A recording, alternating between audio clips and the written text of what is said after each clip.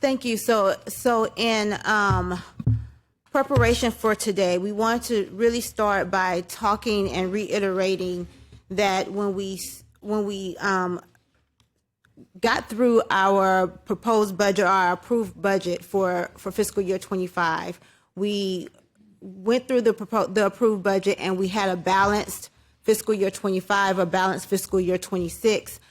With the updates from our certified tax roll, changes in that additional funding from the certified tax roll that updated our financial forecast and resulted in a balanced financial forecast through fiscal year 29 with a $1 million deficit beginning in fiscal year 28 and $1 million deficit in fiscal year 29. This is the updated financial forecast as of approved budget.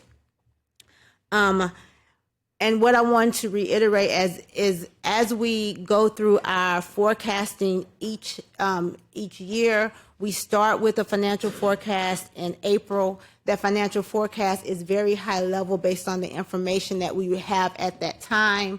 We begin in April with information with about 4 months of data, sales tax data, estimates from our appraisal districts, and then we begin with that high-level forecast. We give an updated forecast at the proposed budget, and then another updated forecast dialed in based on our approved budget. This is what you see in front of you is based on the approved budget. At each iteration of our forecast, we do include assumptions. We include our assumptions with our base rate increases, our base level increases for things that we discussed throughout our budgeting, such as base rates increases and health increases, our wage increases. We include assumptions for the contracts at every level at every iteration of our forecast. And so when we talk about this contract, we already included assumptions for the contract at every iteration of the forecast. It was part of the conversations that we were having when we talked about the forecast at proposed, and also when you're seeing the forecast at the approved right here. We move forward to the forecast with the contract as of the tentative agreement, and you see the increase in the cost which includes the tentative agreement. You see that as of fiscal year 26, you see the $2 million deficit.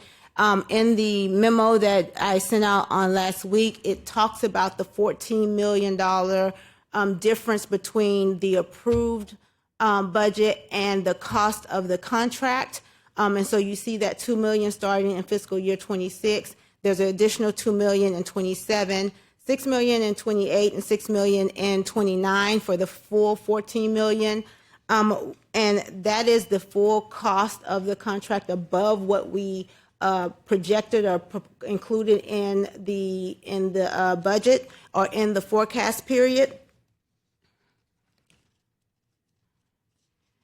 And then there were some questions that we received over the last several days of when we think about looking at the police budget. With the contract, the police budget increases to 36% of the general fund.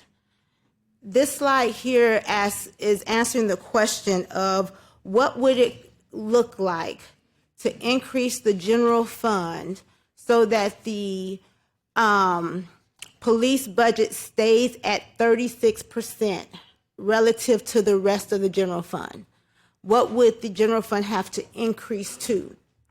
This slide shows that increasing the general fund would then increase the deficit to $4 million in fiscal year 26. If we look out to the forecast period by fiscal year 29, that deficit increases to $33 million. And so we're increasing the general fund as a whole proportionately, where you see the police budget staying at 36% of the total general fund. So the rest of the departments will increase so that the police budget stays at 36% with the contract included in the police budget.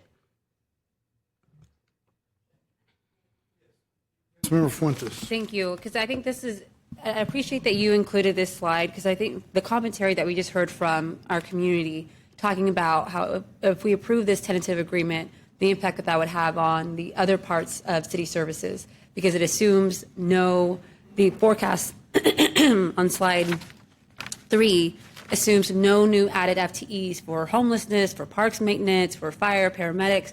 But with this slide 4, what you're giving us is a forecast that assumes growth in all the other areas of our city budget. Is that correct? Am I understanding that correctly? This forecast would assume that there would be growth yes, it assumes growth in the other areas, and this just shows what the deficit, it assumes growth in expenditures, and it shows the deficit that would be caused if we showed that growth in expenditures, correct? So this is a more realistic forecast if we were to continue to make the investments needed to maintain city services at the level that they are currently, while recognizing that we're a growing city, that we anticipate the need to continue to add FTEs to our budget. This forecast on slide 4, would you say, is a more realistic picture of the financial outlook? We were really just trying to answer the question of how could we maintain the growth of the general fund as a whole to keep the police budget at the same percentage of 36%.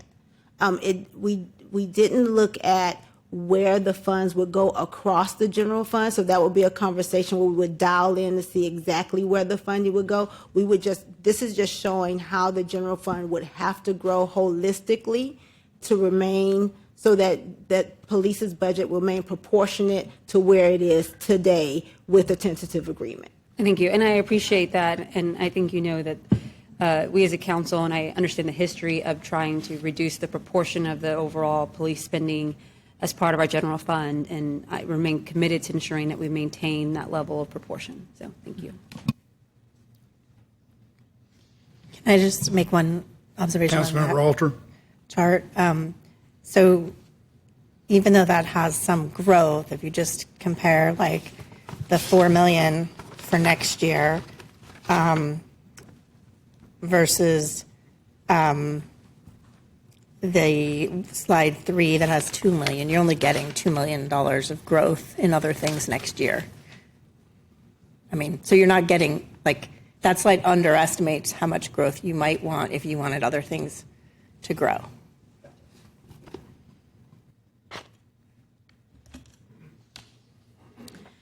And this slide speaks to the property tax increases relative to the previous slide that would be needed in order to fund that increased growth in expenditures over the forecast period to fund that increased growth in expenditures. So when you look at the tax rate increases, so you're looking at the potential TREs that would be needed is 4%, 5%, 5%, and 4% to cover the cost of that up to $33 million by fiscal year 29.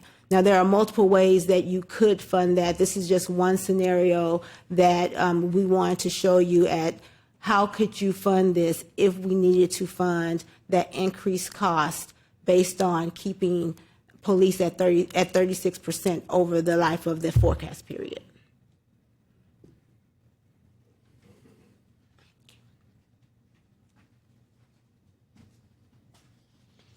And then there were some questions about the sales tax revenue, and this slide here looks at our sales tax trends over the last 20 years for the city.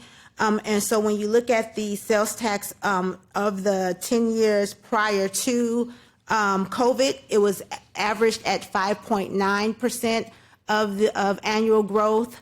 And then the 10 years projections for future projections is 5.9%. Now, in our memo last week, we spoke to our 10-year compound average through fiscal year 23. That was actually at 7.3%. And then there was a question about the collections excluding the 2019 through 2022 distortion. That is 5.7% if we exclude that distortion period of COVID. And what we're projecting out for the out years beginning in fiscal year 26 is 4%.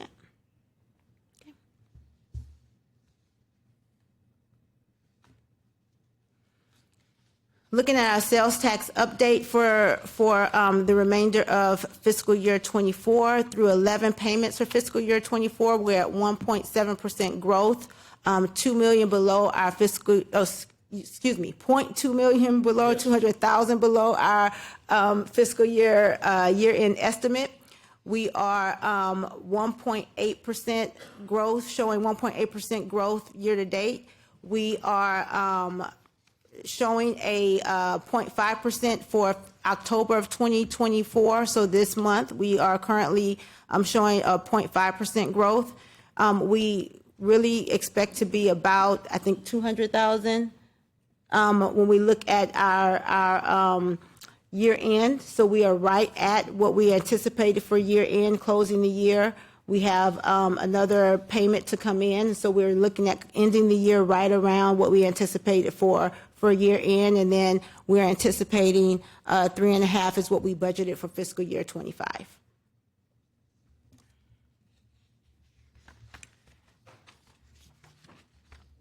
And then we received a question about how much did we fund in one time for contracts for fiscal year 25. And this is just looking at how much do we have contracted. We went back and looked at our contracts in our one-time in our budget stabilization reserve fund, or many of our one-time contracted funds.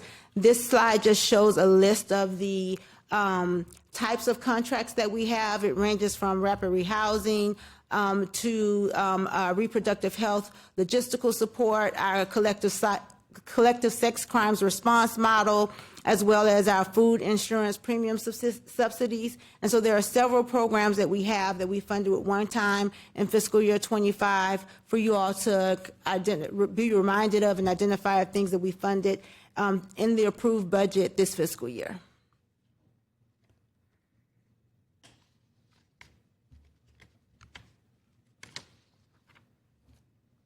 And then finally, there were some questions about our ARPA funding. We received $188.5 million in total appropriation in ARPA. Many of those programs were one-time programs, or there were some capital programs that were funded through ARPA. These are the funds that we have identified with departments that we anticipate having some ongoing needs. But we all know that ARPA will be ending by the end of 2026. And so when we talk to the departments, our Homeless Strategy Office has about $15.4 million of what we anticipate is annualized ongoing costs around rapid rehousing and emergency shelters. That includes rapid rehousings around the HEAL initiative, as well as emergency shelters for the Marshalling Yard and Camp Esperanza in the Other Ones Foundation. Austin Public Health has about $3 million of expected ongoing cost in their IT support.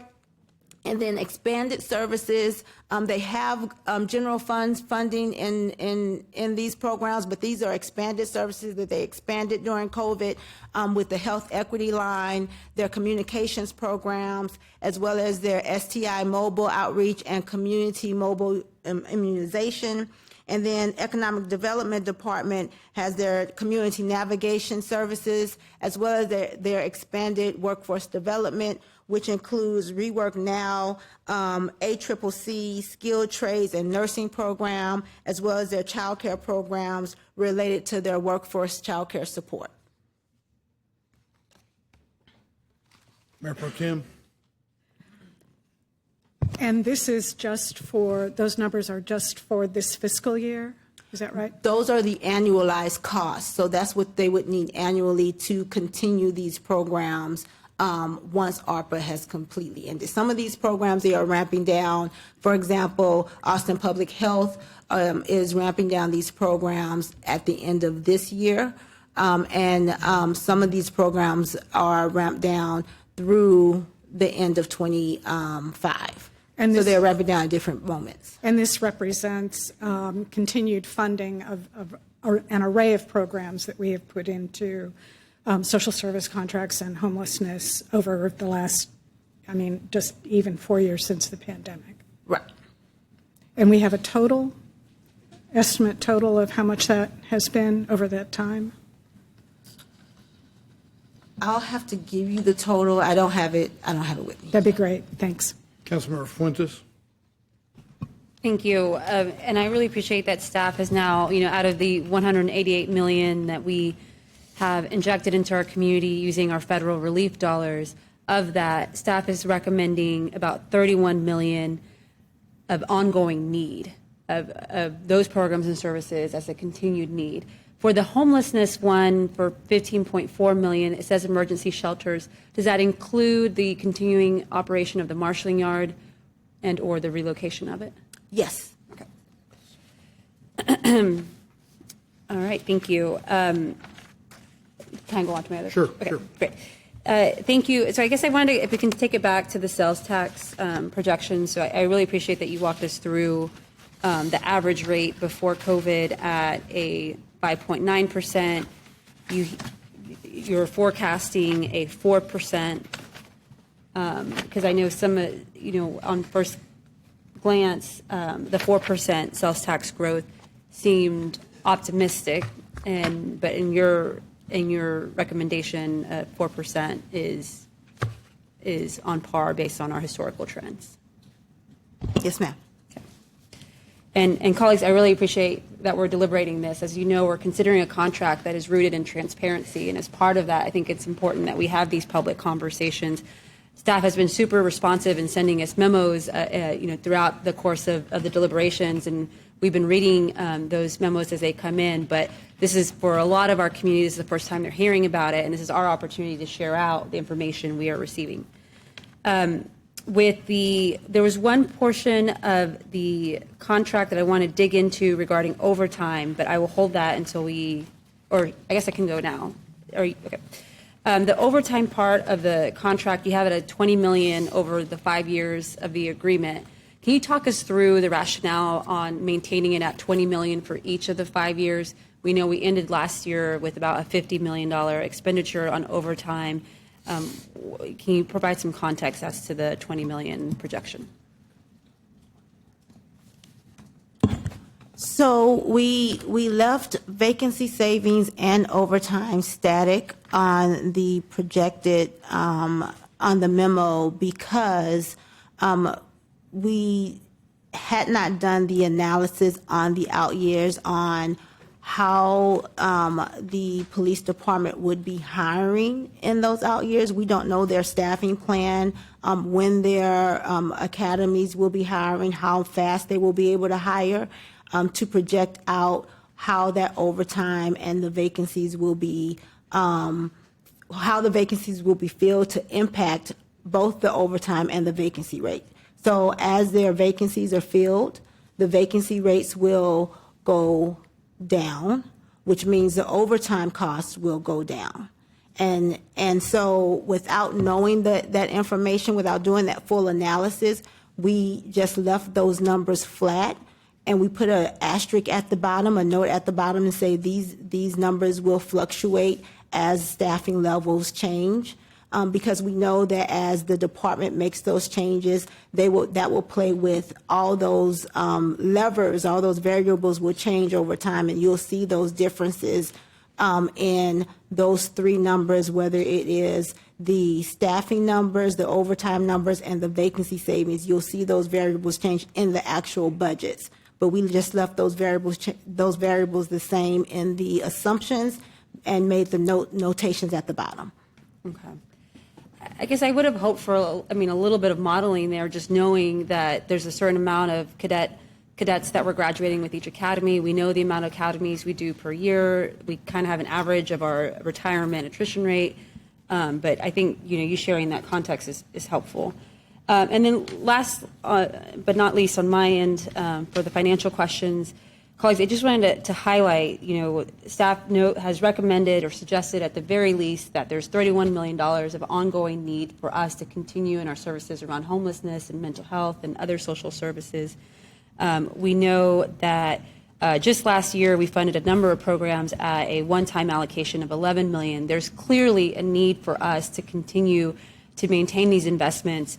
I know at our last work session we talked about how this contract would not necessarily put us into a tax rate election just on its own, but I do want to surface that is the reality that we're heading into, and I'm prepared and continue will support us making the necessary investments, and know that our community and believe that our community would support us in making the necessary investments so that we can continue to move forward on the progress that we're seeing with these initiatives.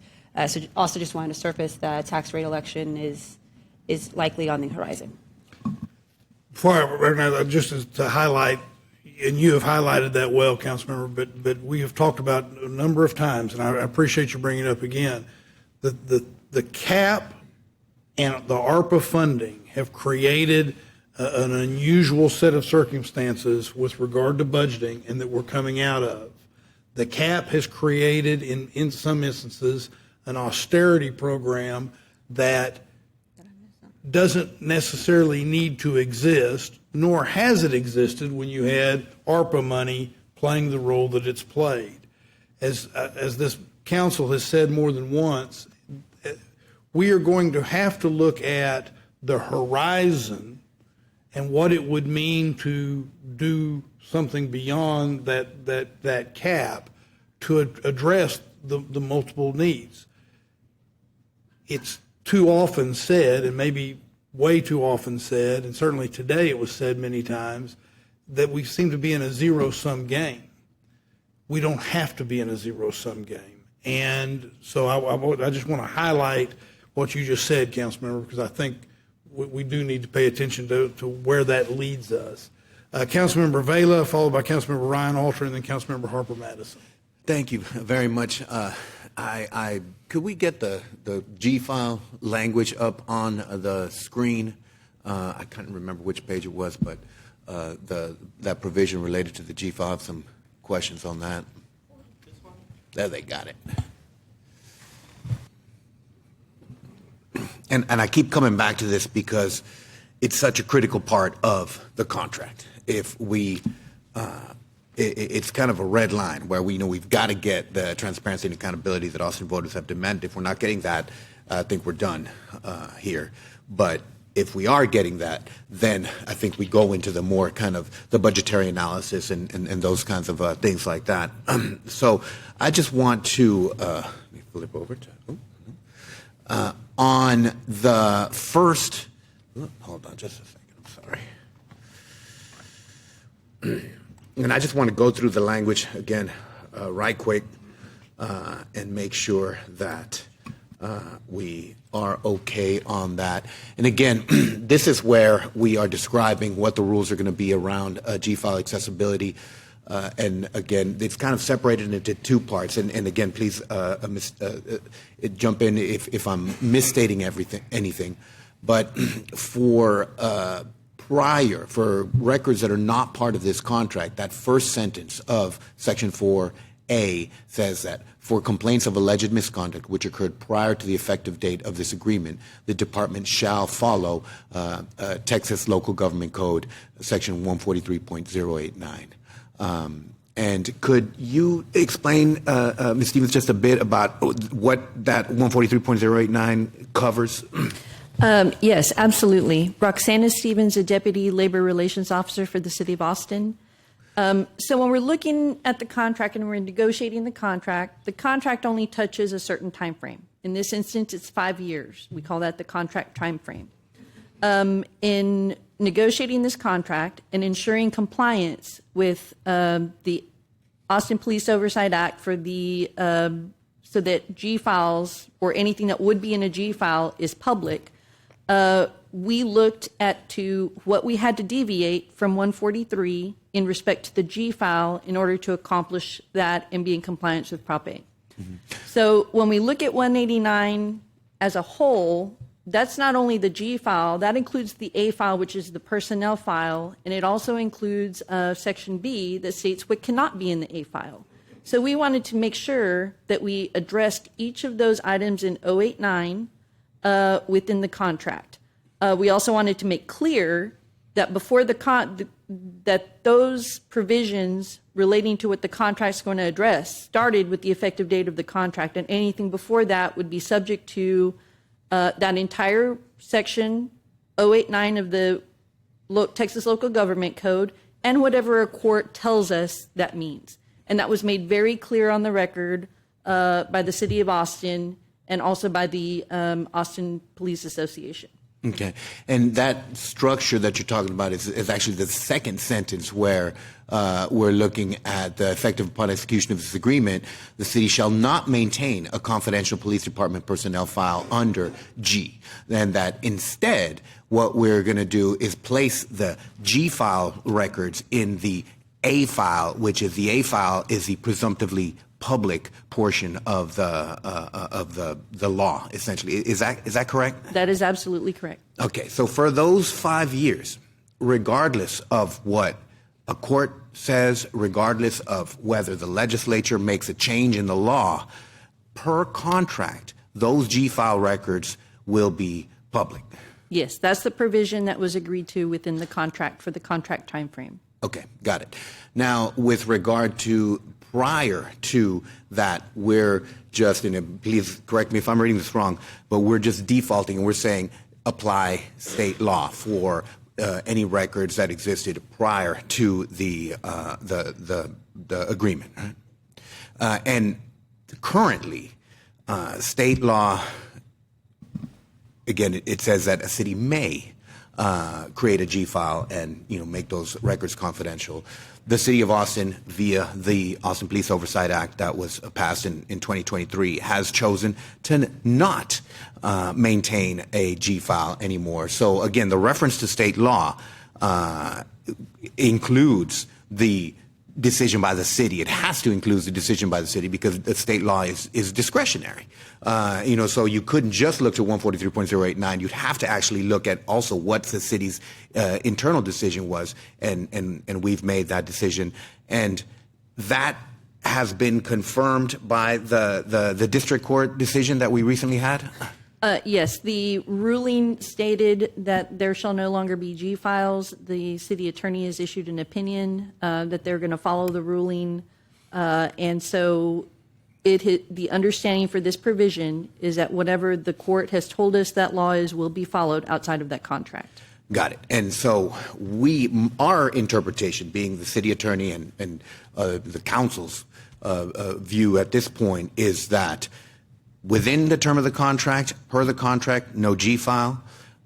Outside of the term of the contract, we're defaulting to state law, which also says that the city does not maintain G files. Right? Now, I know that Mr. Bullock from the Austin Police Association came up here, and Mayor, you asked him questions to clarify that this is their understanding of the G file, and Mr. Bullock did confirm that they agree with that interpretation of the G file. And could we pull up the transcript for the discussion? And I appreciate, Ms. Stevens, very much that you sending me this, because I think this is really helpful. And in the transcript, let me get my glasses. I was going to say, if you can read that.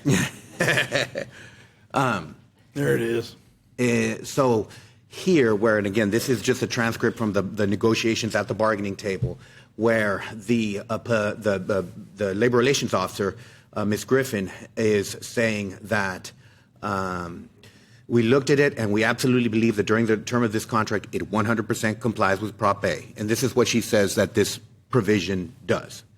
It removes the G file during that entire time frame. It does not take anything away from anything created prior to or after the contract. We are not dealing with the time frame prior to or after the contract. The law is what it is, and the courts will tell us what the law is. We are only dealing with the time frame of the contract.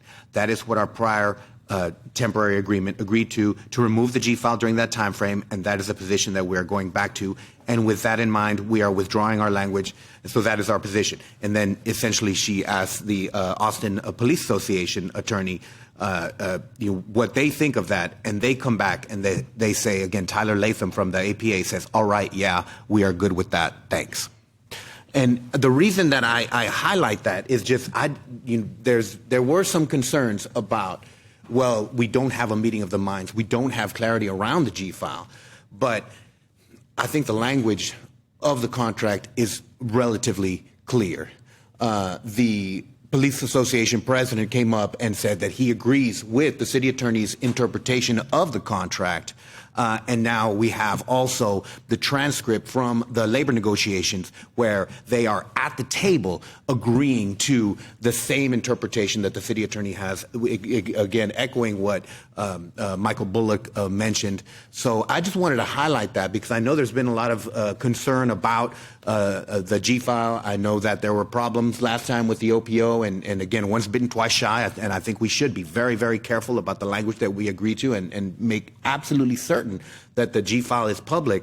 But I appreciate the work that y'all have put into it, the city attorney as well, but I'm comfortable with this language, that it does lock in transparency and accountability. I'm putting aside the other provisions that I don't think anybody has any concerns with regard to the statute of limitations for police misconduct and a couple of other things. But ultimately, I'm comfortable with this language. And then finally, the city attorney, I just wanted to ask, I know that we have had multiple requests for G-file information for police officers, and my understanding just from conversations that I've had with various people is that we are now responding to those requests and releasing previously confidential G-file information. Is that correct? Yes, Councilmember, that is correct. I really appreciate that. I think that's a huge step forward. The reference, I know some of the speakers earlier were referencing some of the disciplinary findings of the Office of Police Oversight that have also been publicly released. And again, I know that's very troubling, when we hear those descriptions of police abuse, of misconduct, those kinds of things like that. But I am so glad that documentation is out in public now, because if we don't have that level of transparency, we're not going to be ultimately able to hold our police officers and our police department accountable. And I really appreciate that we have taken these steps. It's a major, major win. I do not want to underestimate how important of a win it is to actually have these records out in public finally. And I don't want to discount how important it would be to lock in these gains for transparency and accountability as a part of the contract. Thank you, Mayor. Thank you, Councilmember. Councilmember Ryan Alter, followed by Councilmember Harper Madison. Thank you very much. I want to pick up on the conversation that Councilmember Fuentes and the mayor had a little bit earlier. When we look at the projection, whether it's the whole pie growing at the same rate as the police department or not, we are under the restraints that we're under because of an artificial limitation put upon us by the state. I think that just has become so clear in the past 5 years that we've been under this limit, in that inflation has outstripped that by itself. So let alone the fact that the city's been growing, let alone the fact that we have to meet increased service demand, pay our workers more. Just keeping up with inflation, we're already at an imbalance in our budget. And so to have the conversation that it has to be this or that, that is the artificial limitation we've been put under, and we don't have to play just within those parameters. We have the tools to provide the level of service that our community needs should we decide to put that to them to decide themselves at a tax rate election. Looking at the ARPA slide, I want to look specifically at the homeless strategy office item or figure, I went back and I looked at the presentation that the Public Health Committee got on rapid rehousing a few months ago.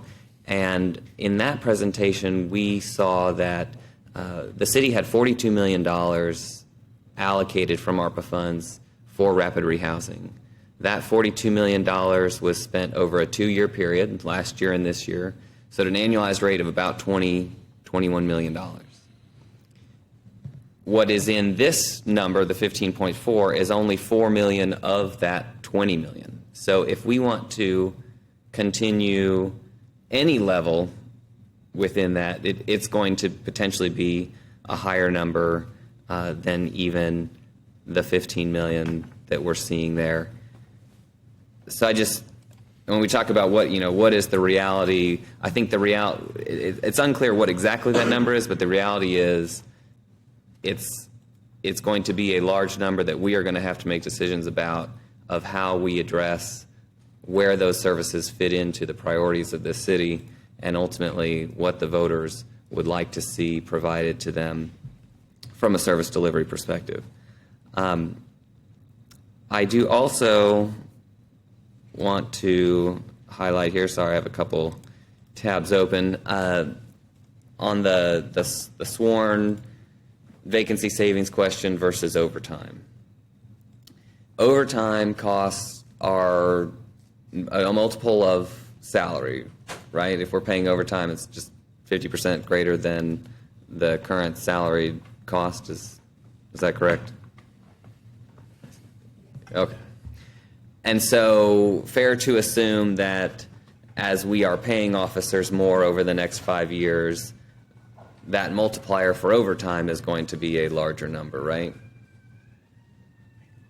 Correct. Okay. Now, working against that, as you also talked about, you guys kept the vacancy savings number flat.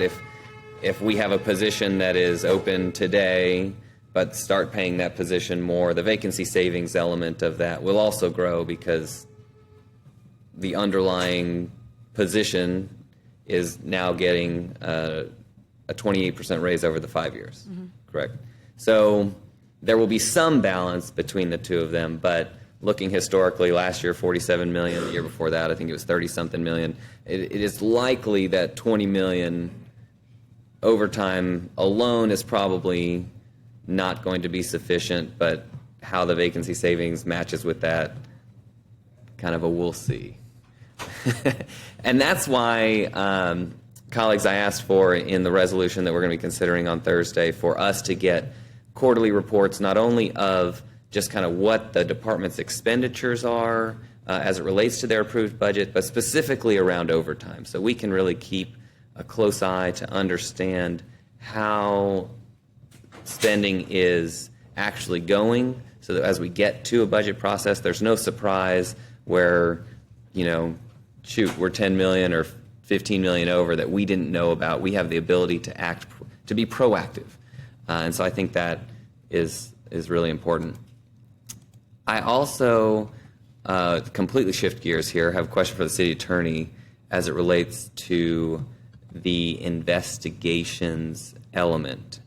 I'm a little out of my depth of knowledge on this one, so I was hoping you could help illuminate an officer's Loudermill hearing, which is when my understanding is before disciplinary action is taken, not just a police officer, but public employees have the right to basically have a hearing and present their side. Is that a... That's correct. Okay. And that essentially is you have an investigative process that has completed. We then get to that hearing, and then there's a decision about whatever outcome is of that case, whether it's firing or reprimand or otherwise. That Correct. okay. So I'm trying to understand the interplay of that with we heard here from representatives from Equity Action, and they have a concern about that being excluded from the investigation. And so my take of the situation why I'm trying to get clarification is that the investigation happens separate. And so that's why we say that when the officer shows up to that hearing, what they say is not part of the investigation because the investigation's already happened. Is that?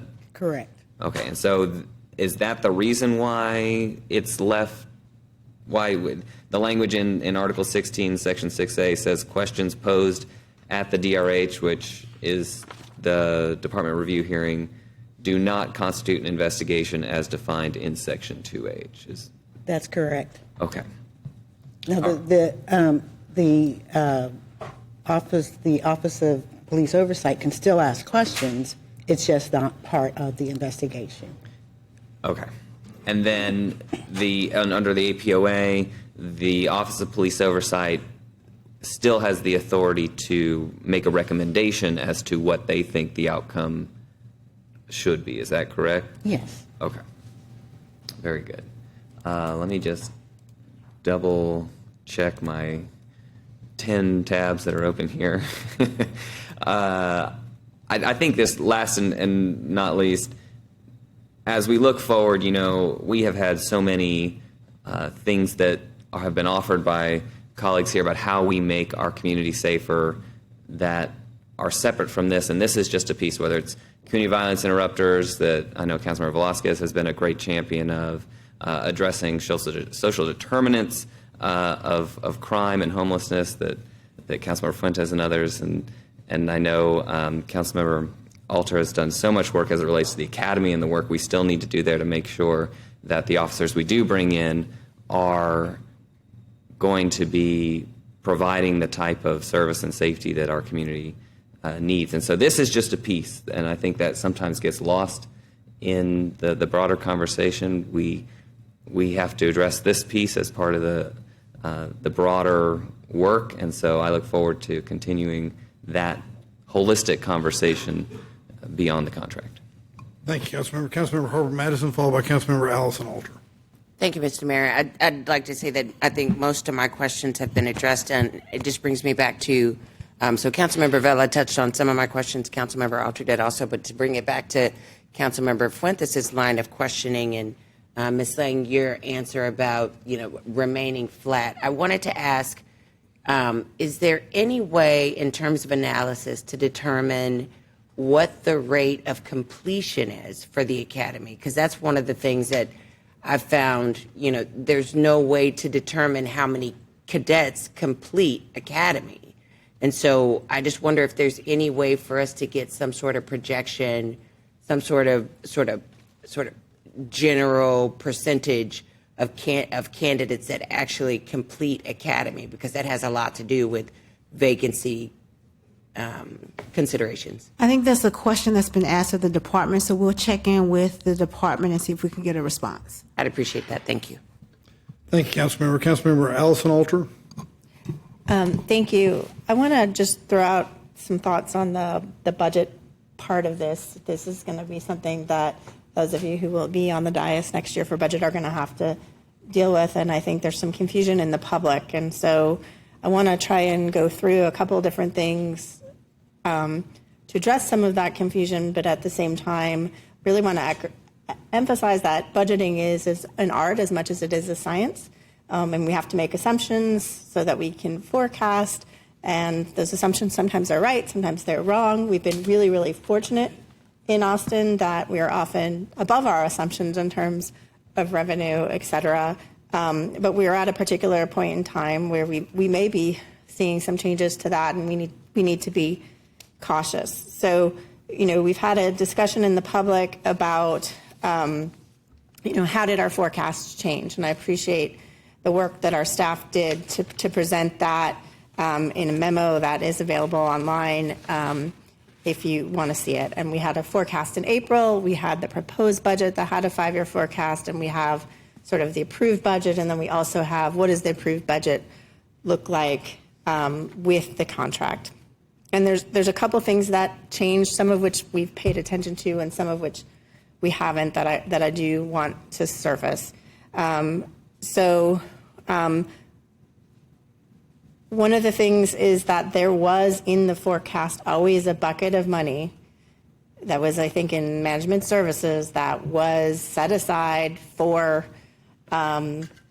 paying what we thought we would be paying in the contract, assuming that we all wanted to get to a deal. It would have been imprudent if we just suddenly got to the end of budget and we hadn't budgeted for it. So from the get-go in April and all the way through this process until you actually can see what it was TA'd, we had a pot of money. That's why you have number 48. We have to move that money from one part of the budget to another. And so when you look at some of the charts, what we see is that we pretty much anticipated where we would be for this year. We're higher over time for where we landed with the contract. And Carrie, if I get any of this wrong at some point, please correct me. So, it didn't bust the budget this year because we had planned for it. It was just somewhere else, and we chose not to raid that money to spend it on other things so that we could keep our commitment to our officers that we were going to be bargaining in good faith. Then you have things that happen with budgets all the time where you have assumptions that change.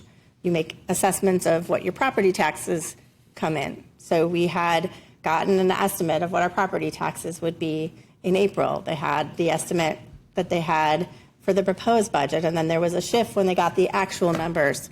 And because of a quirk of the 3.5% cap, we ended up with more money in taxes, even though we had less property value on our rolls, which still boggles the mind, but is how we got there. So we had more money when we went into the budget from the property taxes than we had originally anticipated, so that closed some of that gap. In April, our city manager at the time made an assumption about the transfer from Austin Energy, and this is when we haven't talked very much. And I don't know if any of us noticed it in April. There was an assumption in April that we were going to cap that transfer on a 2% growth basis. That was shifted over time to be our actual policy, which is 11.6% there. And so that was an $18 million change. We then had sales tax, and sales tax has been very volatile for us. And it's always somewhat volatile because we have the spring festivals and we have ACL, and so we have some months when we have huge amounts of growth, et cetera. And so we've been lower in our sales tax growth than we have in previous periods. We had a concern that we would be below where we were with budget, and we landed where we re-estimated it, which was about 2%. Then we make assumptions moving forward about what that sales tax would be. And those assumptions are higher than maybe I'm comfortable with or whatever, but they are historically reasonable guesses, but that's all that they are. But each of those percentages difference is only about $3 million, which in a $5.9 billion budget is not that much money. So, and we make assumptions on healthcare. I bring all of this up because if you actually interrogate the different charts, you can understand how we got there. And some of this is just the art of budgeting, and you have to make assumptions. You get different information at different times in the process. So just because things change doesn't make it nefarious. Now, on the other side of that, because two things can be true at once, is that the budget forecast never assumed growth in some of the things that we want to see us spending money on. It never assumed that we were adding firefighters to address the need to address overtime and mental health for fire. It never set out that we were going to make permanent FTEs for the EMS that we all clearly in budget wanted. It never put in more money for libraries. It didn't add to, we set out that we wanted to address parks maintenance. It didn't set out to add more people. It just said we were going to retain it. And it's working off a tail end of a bond that when those things come on, that we will fund those. But we're about to do another bond, and none of those things are funded in terms of ongoing either. And then today, we were presented with the numbers that we all knew were there with respect to ARPA, which is $31 million just if we wanted to do ongoing. And there's some really, really good things in there, whether it's homelessness services or childcare or workforce, Austin Civilian Conservation Corps, public health, a lot of really good things in there, as well as the one-time funding that we did with the contract. And so both things can be true. On one hand, the budget forecast process is this art, not a science, and it can be balanced. But then it's also true that it didn't ever give us any more investments in those things. And I think that's what we have to sort of decide is, what do we want to assume about our ability? Now it's been mentioned this is not a zero-sum game, and we want to lay blame on the 3.5%. I'm not a big fan of the 3.5%, but I do think we have to say that it's only not a zero-sum game if we tax somebody more money. And I don't know about you, but I'm really hearing from folks that they can't handle too many more taxes, and we have propositions, which I hope will pass right now, that are going to add taxes to folks for worthy things in our community, and we can't just keep adding the taxes. And so we can hope that our sales tax goes up, we can hope that our property tax goes up, but we also can cut something, and we can have a budget process that gets us to be able to fund these other things if we cut something. We can, we may need to do some of that stuff. So if we want to fix the overtime expenditures in fire, we may have to spend some money to do that.